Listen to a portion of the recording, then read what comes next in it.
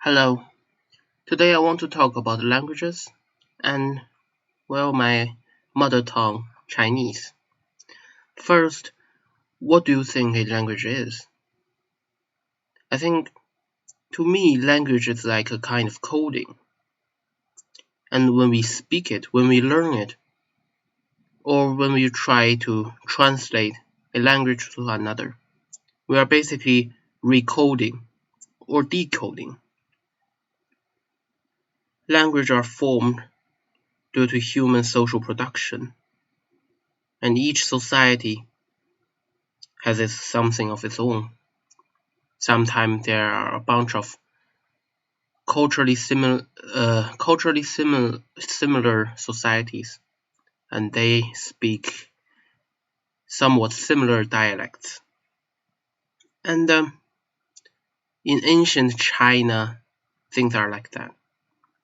Around this place, the Yellow River Basin, there are a lot of societies which speak similar languages, spread all over the place, basically among the river. And they formed the first dynasty, the Xia dynasty. Thus begins the so-called Chinese. The most ancient Chinese script, however, are found during the Shang dynasty, which are like 3,000 years ago, something like that. Yes, I think it's 1000 AD, around that time period. And the Shang script looks somewhat primitive, but it is distinctively Chinese.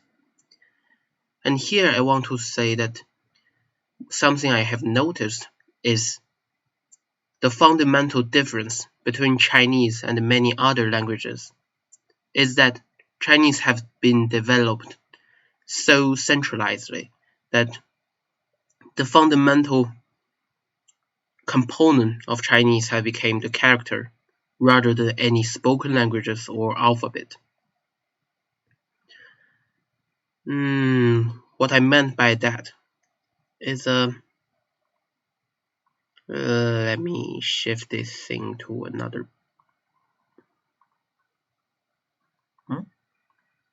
Yes, no. Each concept is a character. Each character, however, have multiple concepts. For example, this character means outside or foreign. It can also mean like other than something, someone, which you could imagine this character as a concept of foreign, everything foreignness. And, in different dialects, this character could have different pronunciations. But if we all use Chinese character, then we don't even need to speak. This character will tell you what it means. At least that's for Chinese speakers. Let me switch back to the other graphic, whatever. Here you can see the most spoken Chinese variants are Mandarin, but these are so broad that it has so many flaws and so inaccurate. For example, there are still people who speak Manchurian somewhere in the Heilongjiang provinces. In, let's say, the Manchurian provinces. Manchu are almost extinct, but their language, people are trying to revive their language. And in many places, they have languages school that teaches Manchurian in certain provinces. Even though it's still a very fragile language that are most likely to be extinct if people still doesn't pay any attention to it, which is a shame. Manchus once invented modern China, the concept of modern China or Chinese state, and they were the last dynasty. But for many reasons, people hated them. It's fascinating. I'm from around here, the center of Manchuria, or the inner Manchuria. Manchuria as a region in a whole is divided by China and Russia, the Far Eastern republics, and the northeastern of China. That's fun. What I want to say was, well, in the northeastern part of China, we speak northeastern variants of Mandarin, which can be further divided up into two groups.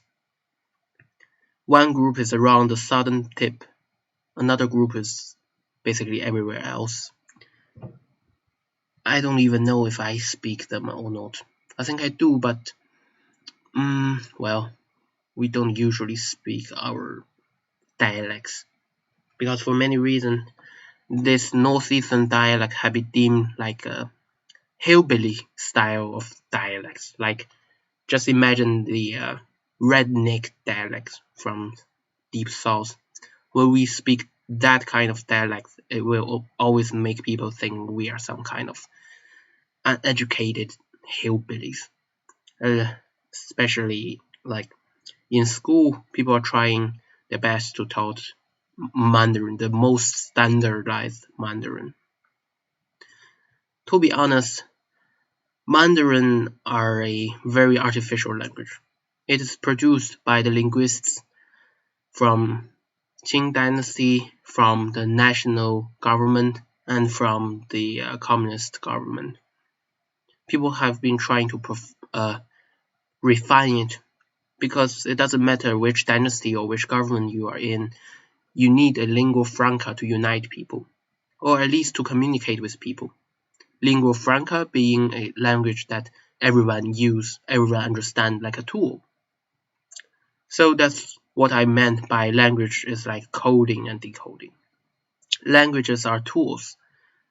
When we speak language, we are coding something. We are coding information to a form which people could understand. And language also have many different forms. In most country, in most place, spoken and written language are mirrored with each other.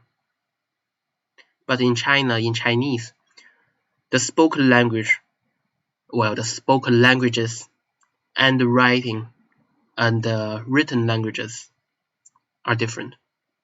You have noticed I said languages rather than written language because there are still different written language. For example, within the mainland China, there are Cantonese Chinese characters, and when they communicate with each other, some Cantonese when the Cantonese communicate with each other on internet online, they would tend to use the Cantonese Chinese characters, which they have their own modification to it, and it's very fascinating. If you are a commoner like me from the northeastern tip of China, you might not be able to understand it because it looks so different. It's fun. But in the most part of China, people understand the standard form of Chinese, simplified script. In the nationalist government, they use the traditional Chinese script, which are confusing, to put it simply. But I love it. It's a very precious part of culture. It's still our culture.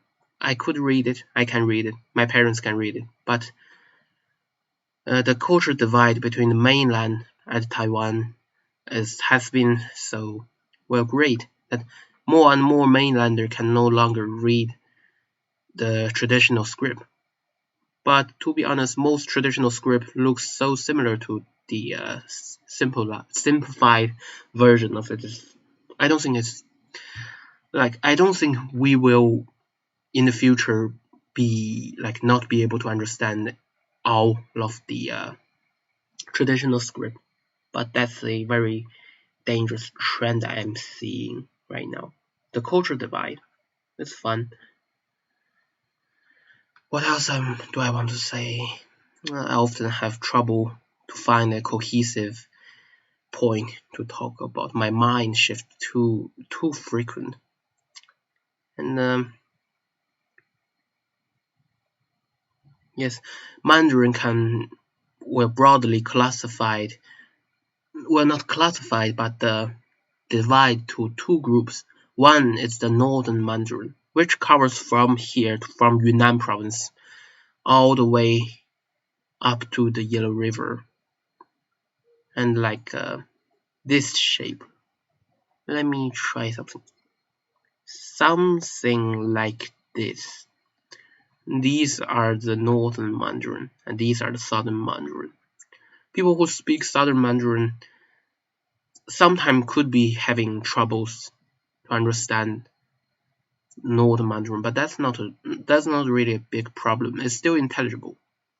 But when you go further south to the place which the geography is so different, even the Mandarin starts to divide from itself. There are localized languages like Wu languages.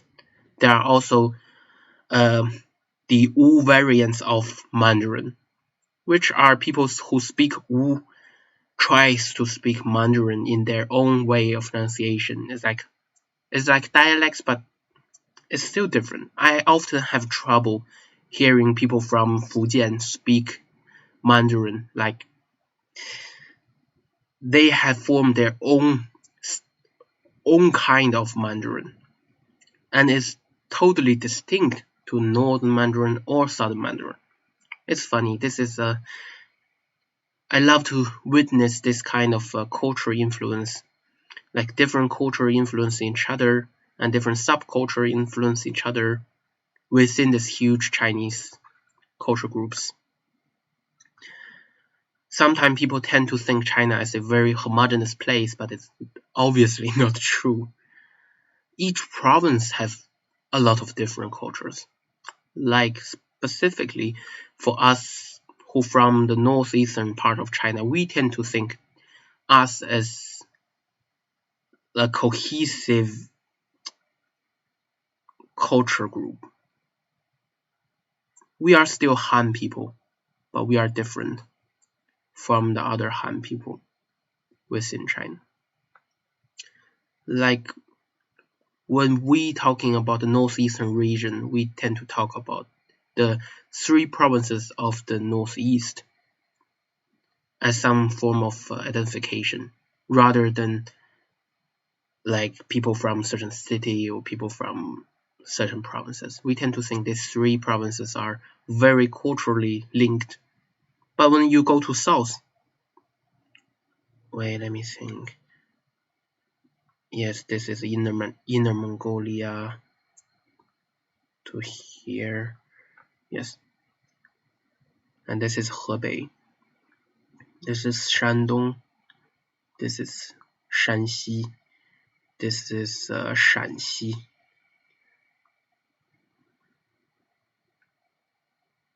What was it? Well, this map is very inaccurate. Xi'an is not here, definitely, and Shenyang is not there.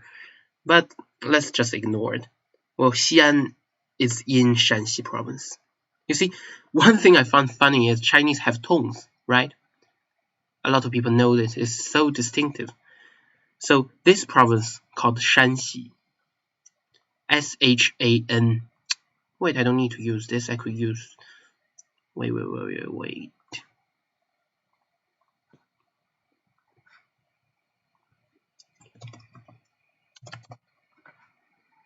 Oh, it's too big.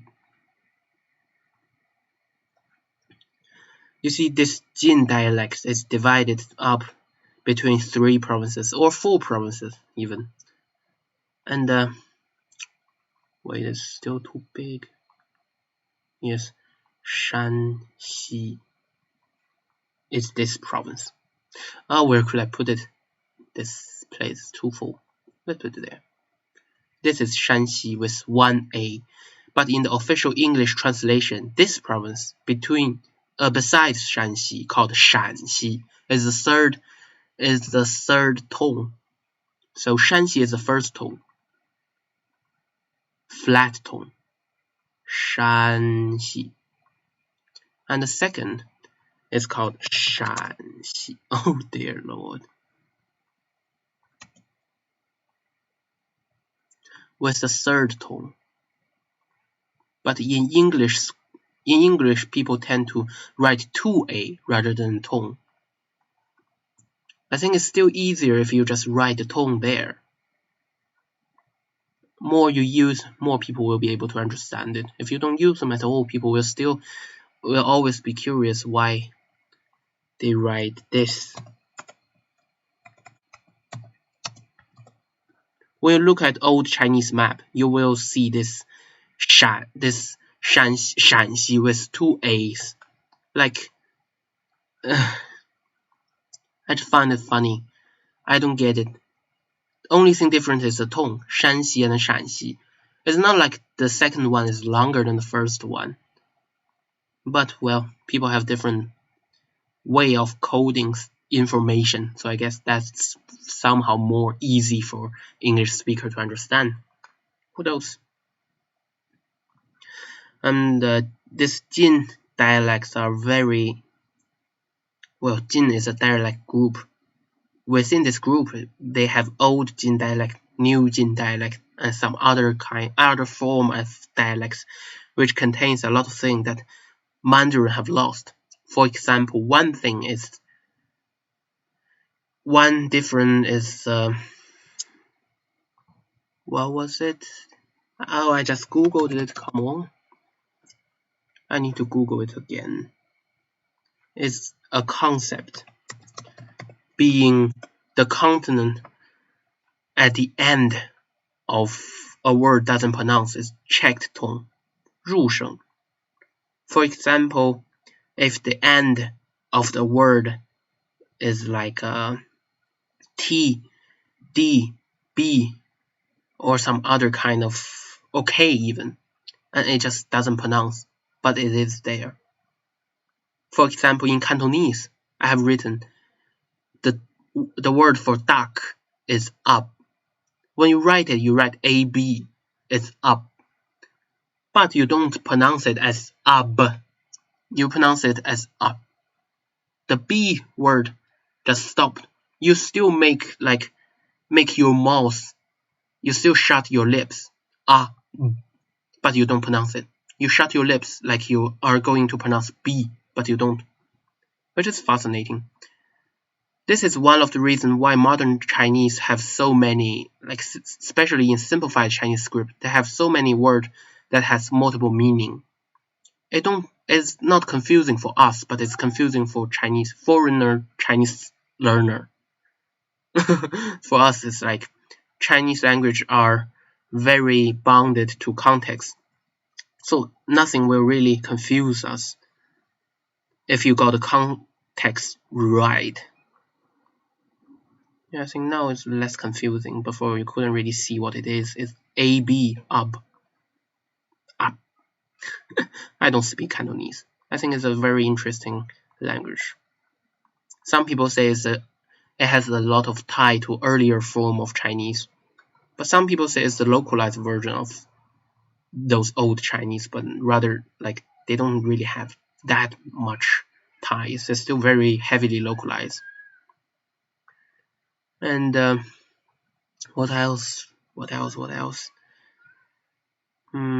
This language of China map is so not accurate because here we have a autonomic state for Korean people, like Yanbian is called Yanbian, Yongbyong.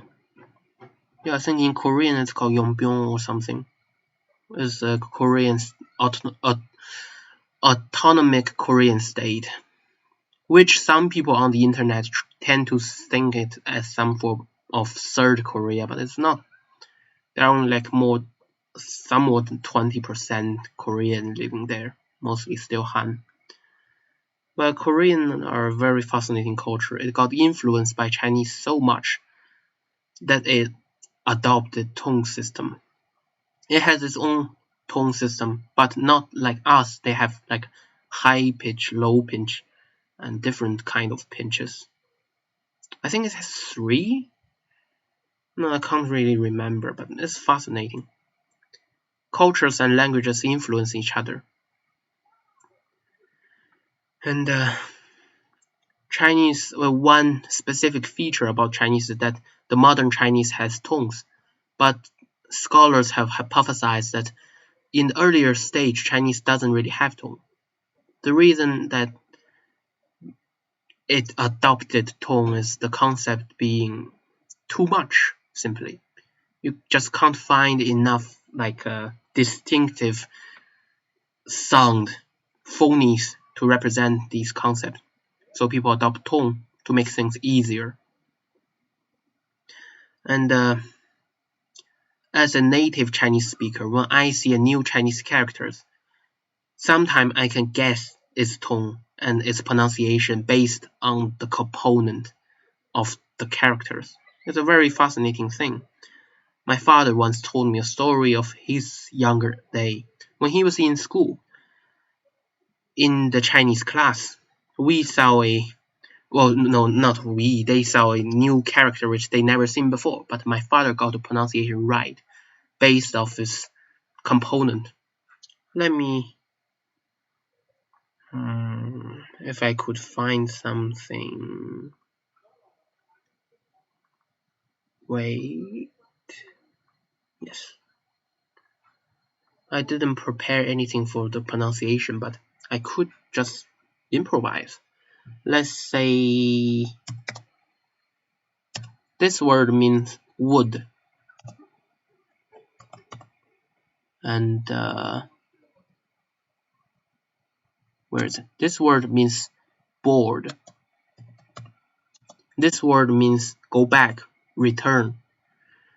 Let's compare the pronunciation. It's fun, even though I didn't prepare anything, but I think it's fun to just compare stuff. Try to find the something in common or something specific, let's say. I'll use number to represent the tones that's more easy to understand.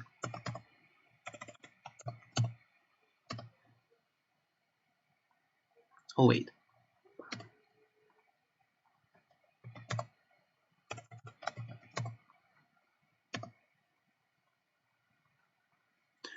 These words are combined by the first and the third word. So the first word here represents the meaning is something about wood, because this word means wood board, a board made of wood. But in modern Chinese, we use it to describe any sort of board. It could be a metal board. It will still be using this character. So the first character represents the meaning. The third character represents the sound, the pronunciation.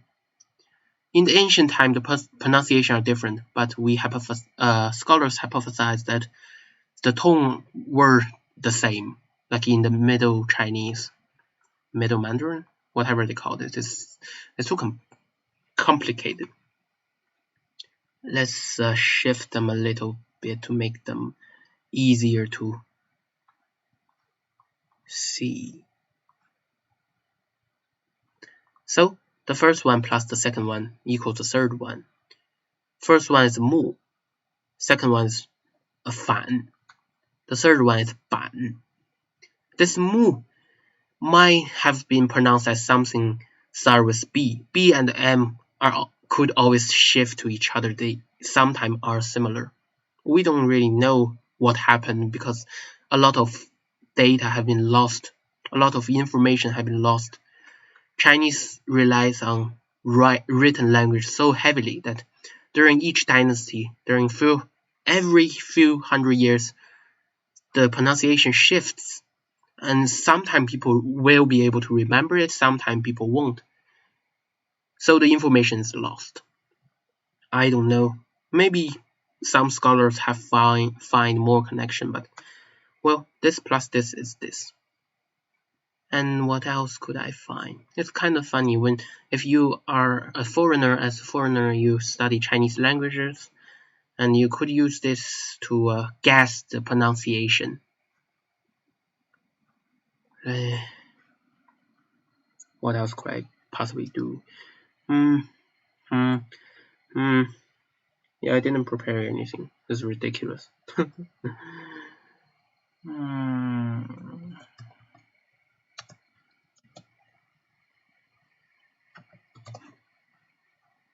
Oh, wait.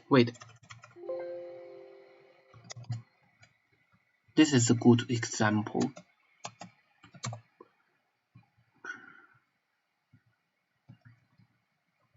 In the Qin dynasty, the first dynasty, some scholars have used a specific method to determine the pronunciation of many ancient Chinese words. It's like around the year zero. No, wait, around the year zero, we are already start to like be confused about the pronunciation because there are just too many of them.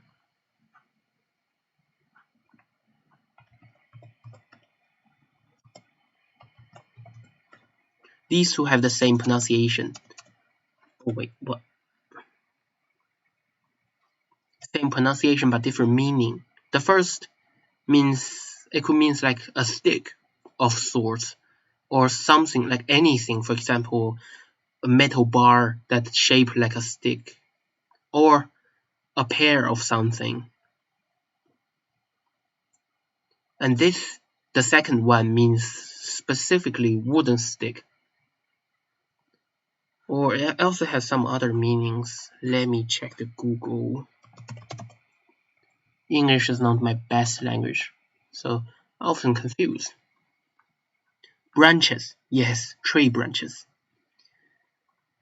The second word means tree branches, and it has the word wood inside of it. You see? So when people create new Chinese characters, or they modify Chinese characters in any sort of way, there are one rule that almost all of them obeys is each component have its own meaning. Only thing you need to do is find the most fundamental component. In this case, it's a wood, the most fundamental component of this concept, of any concept. Like, this is a combined concept, and this ban, wood board, is also a combined concept. So, well, the core concept is wood. And when you modify this concept into this one, you simply add the word wood here, the character wood here, and it became a new concept. The more I look at these characters, the more they became like foreign to me. I don't know why. It's funny. Now let's talk about something else. Still, I want to talk about the core concepts. Oh, I love to talk. As you can see, I have written here, this Chinese characters means outside or foreign, which is why when we describe foreigners, we always use these characters. And let's say this character looks very simple, right? Like two legs, it means human or human being. In Chinese, the most fundamental meaning of this thing is sentient being who walks on both of his legs. The fundamental part is sentient. If you are anything sentient, you could become this. You could be described as this character. Like robots. Let me show you some better example.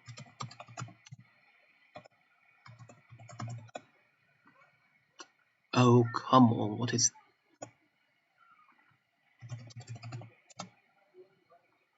What the...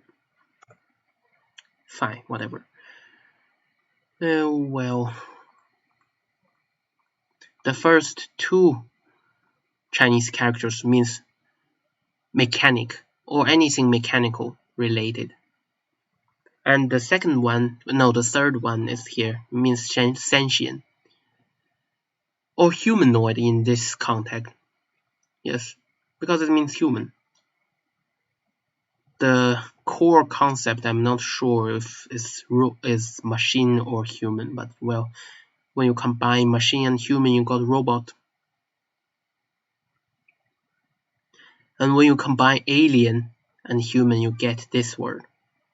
This word is, funny enough, each of its component have a very distinct meaning.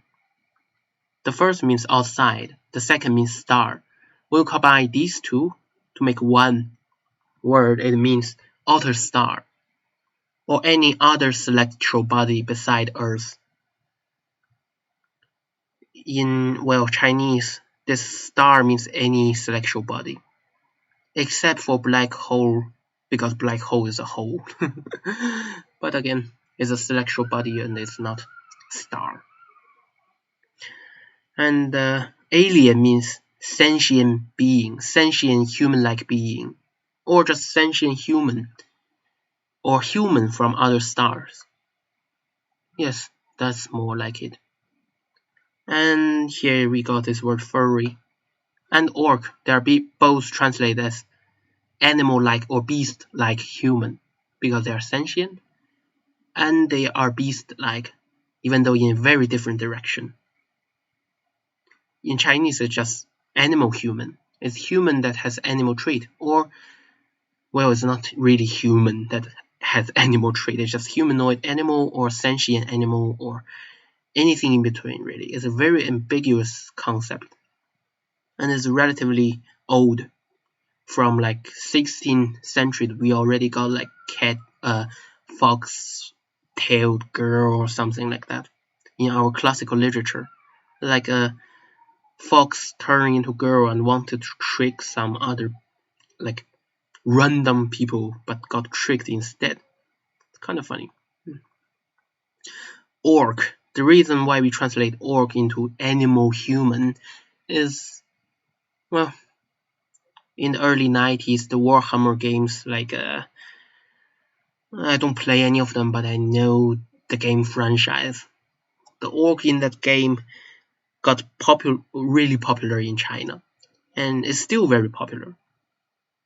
Probably even more popular, really. Everyone knows this concept as orc. Only a few compared to those know like furry as this concept. The reason this got so popular is because of the game, thanks to the game, and terrible translation. Since there aren't any like professional translation back then, just random people who are enthusiastic enough about the game, so they translate the game. At least I think that was what happened. But I couldn't really remember. It's too long time ago. I wasn't even born back then. And I want to talk about another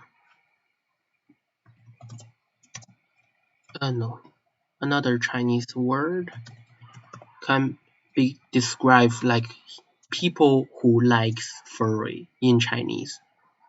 Not furry, people who likes animal. And furry is a kind of animal, to be honest. Human are animals as well. But well, when we think furry as some people, as say, you are a furry, we say you are this.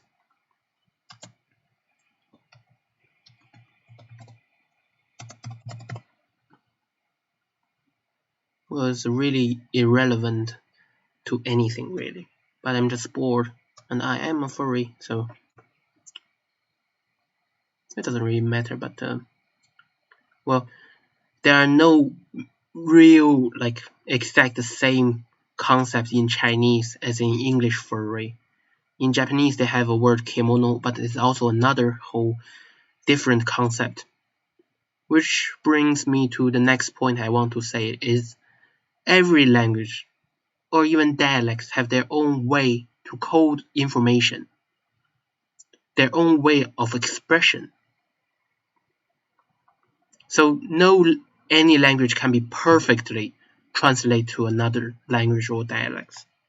There will always be some missing information or misunderstanding, which is why translation are very hard to do. I mean, it's easy, relatively easy in the modern age. You got internet. But if you want to get a very accurate translation, that's the hard part. You could translate word by word, but it will never make complete sense. Many Indo-European languages are really closely related, so that's very easy to do. But if you want to translate, for example, Chinese and English, or Chinese and German, that's just so, well, hard to do. I got this. As you can see, the right part of this graph or whatever this is, you might be wondering what it means. Well, I have written a Chinese characters, the pronunciation, and the English translation for these characters. Above, I have written Caprini and Rubicaplini. It means something like the real concept of these characters. Means anything from Caprini or Rubicaplini animal family, sometimes even Bovidae family.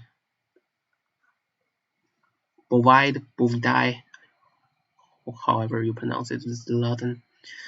One thing I find interesting is a lot of English speakers pronounce Latin as English, and it just turned so bizarre to me. Like, it sounds funny, just pure funniness. And this Chinese word is yang. It means goat, sheep, or ram, or any of the below. But now I want to show you how we Chinese people code languages in the form of Chinese characters. When you add the word mountain in front of this yang character, it became the sheep that live on mountain, or the caprini or caprin that lives on mountain caprini, as I said. So it's goat. And when you add this character, means cotton, in front of this yang character, it means, well, cotton caprini, as I wrote. I can't find the exact translation because none of that makes sense. This word, this like a combine of character, is something only us do, and well, it will seem nonsense to Indo-European languages. Sure, you can combine English word together like out and side to make a concept of outside, but that's not what I meant. I meant like when you say about sheep, you don't think about cotton and caprini. When you think about goat, you don't think about mountain and caprini. That's what I meant. Like different concept is different thing you are thinking when when you are using this language. For example, I'm a Chinese speaker, but I also speak English, even though terribly. I speak English in a very bizarre manner. My pronunciation is terrible, but whatever. When I speak Chinese, when I speak of this character, I don't think of any of these three. I think about the very, how should I say, a very ambiguous animal figure that represents these animal families. Caprini, Rubicaprini, Bovidae, whatever those. And well, the last one is very tricky. Antelope and gazelle, they are very different compared to sheep or goat, but they are still represented. The core concept are still this yang character.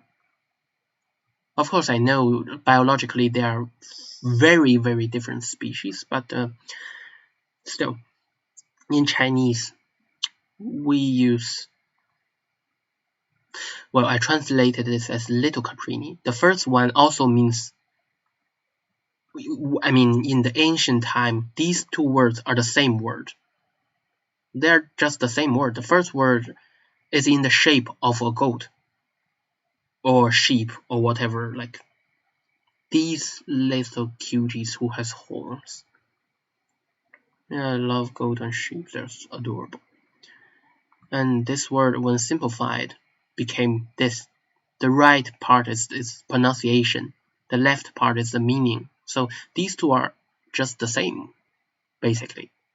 It can also mean lamb or little goat, little sheep, little antelope, whatever. Little young. And this is what I find interesting is the Chinese language. And it's just so different compared to any languages. It has its own concepts, has its own coding and decoding of information. It has its own way to express things. When I learn English, well, it may not no like when I started to learn English, it made no sense to me. Back when I was a kid, I only learned English from cartoons because I saw how people use it, and I started to understand how to speak it. Well, this is basically all I could think of now. Thank you for watching. It's a very probably boring monologue. And if you have any questions about anything, culturally, politically, anything, feel free to send me a message. And see you next time.